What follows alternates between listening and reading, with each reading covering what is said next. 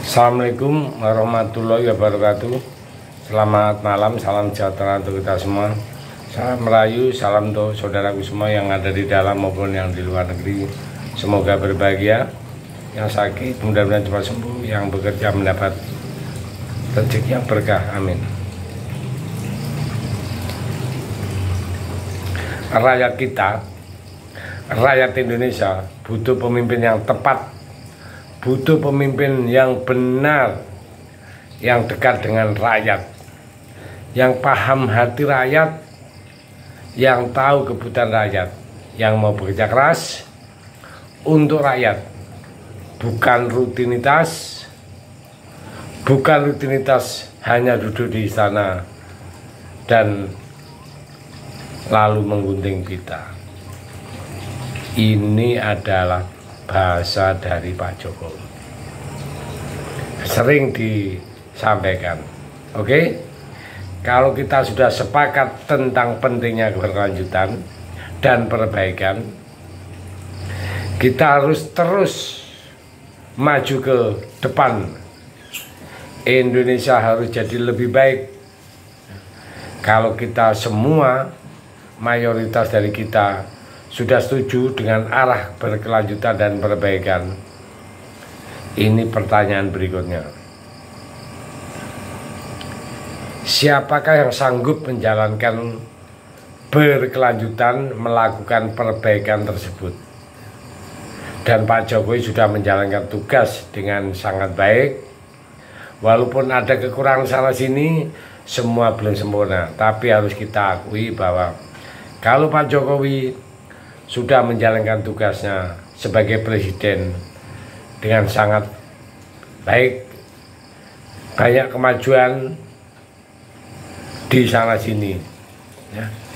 Jadi yang dialami Indonesia, yang dirasakan rakyat Indonesia berkat kepemimpinan Presiden Jokowi ya, memang dirasakan tentang pencapaian Presiden Jokowi. Pastinya tugas ini tidak ringan, tugas ini berat, apalagi sekarang rakyat Indonesia punya standar yang tinggi atas kinerja seorang presiden. Pak Jokowi sudah menunjukkan kalau presiden Indonesia harus punya stamina yang prima. Pak Jokowi kuat belusukan dan keliling Nusantara untuk menyapa rakyatnya.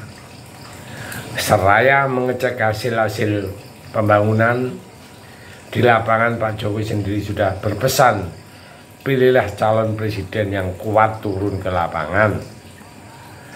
Jangan pilih yang cuma bisa bekerja di belakang meja ya.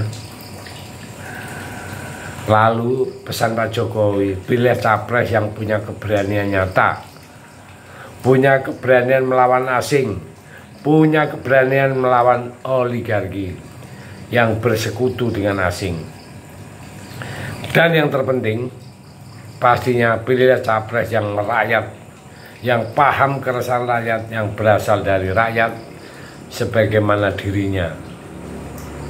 Jadi sebetulnya sudah jelas sekali siapa yang arah dari bahasa itu ya.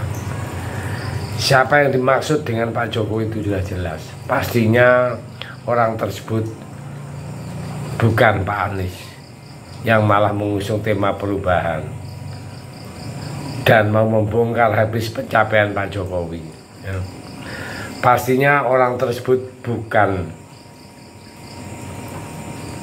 Eyang Prabowo yang sudah terlalu tua dan gak sanggup kerja belusukan ya, yang sudah kebiasaan dari Pak Jokowi.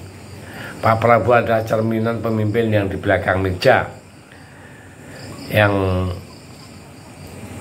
istilahnya karena memang usia itu yang membuat Pak Prabowo itu susah belusukan. Dan memang dari kecilnya Pak Prabowo itu hidup dalam posisi memang kecukupan semua. Jadi Prabowo itu nggak kuat turun ke lapangan.